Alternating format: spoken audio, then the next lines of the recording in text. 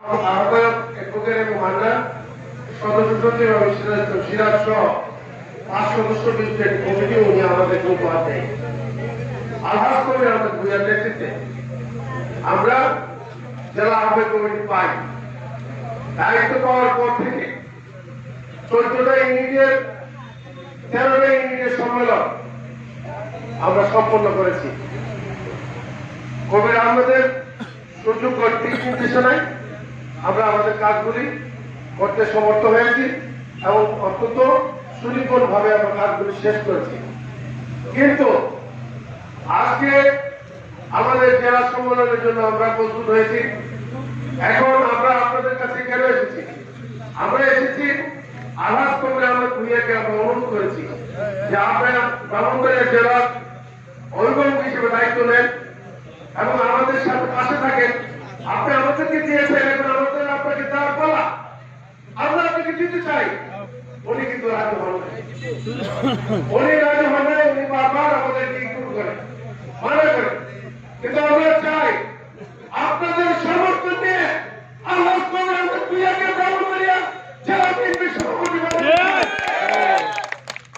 আপনাদের সহযোগিতা লাগবে, সমর্থন লাগবে। তবে আমি একটা কথা বলি, আজকে তারা আপনাদের কাছে ভোট চাইতে আমরা এসেছি।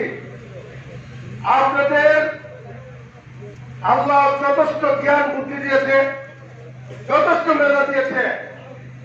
আপনারা সবাই নেতা, আপনাদের কোন ভুল সিদ্ধান্তে যদি রাজপথের একটি কর্মী হারিয়ে যায়, নিগৃহীত হয়, সে যদি মূল্যায়িত না হয়, তাহলে আল্লাহর কাছে আপনারা দায় থাকবেন। আমি আপনাদেরকে অনুরোধ করবো, দলের পরীক্ষিত সৈনিককে আপনারা মূল্যায়ন করেন। দুর্দিনে আপনাদের পাশে যাকে পেয়েছে, দুর্দিনে আপনাদের পাশে যে দাঁড়িয়েছিল, তাদেরকে মূল্যায়ন করেন। কারণ যাকে মূল্যায়ন করতে চাচ্ছেন বা যাবেন, সে দুর্দিনও ছিল না।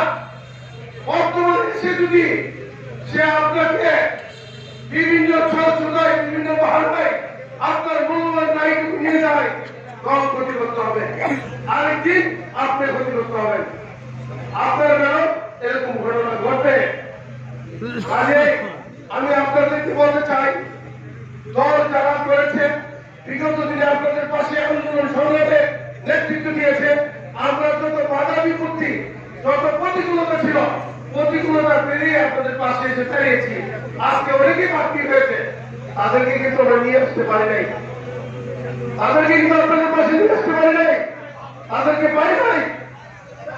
এখন দলের শুনি, এখন অনেকেই আসবে, অনেকে আসবে, কিন্তু মূল্যায়নের দায়িত্বটা আমার আপনাদের নাকি?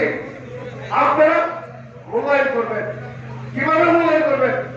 আপনাদের আল্লাহ মেধা দিয়েছে, জ্ঞান দিয়েছে, আপনারা মেধার ভিত্তিতে মূল্যায়ন করবেন। আপনাদের পাশে সামনে সারিতে দাঁড়িয়ে যে নেতৃত্ব দিবে, আজকে আপনারা পরগনা উপজেলায় নেতৃত্ব দিয়েছে কে? শপথ অ্যাডভোকেট ফখরুদ্দিন, তাদেরকে আমরা মূল্যায়ন করেছেন না? বিগত দিনে আপনাদের পাশে ছিল। আমরাও যারা আপনাদের পাশে ছিলাম নেতৃত্বে, আলহাজ কবির আহমেদ ভূঁইয়ার নেতৃত্বে, আপনারাও আমাদেরকে মূল্যায়ন করবেন আশা করি। আমি একজন জেলা বিএনপির সাধারণ সম্পাদক প্রার্থী, আপনাদের কাছে আপনাদের মূল্যবান মতামত করেছি। এখন আসন করে দিয়েছি এই দলটাকে। কি বলে আমি আমার নেতৃত্ব দিয়ে আপনার মুখ্যমন্ত্রী নিয়ে দলটাকে প্রতিষ্ঠিত করেছি।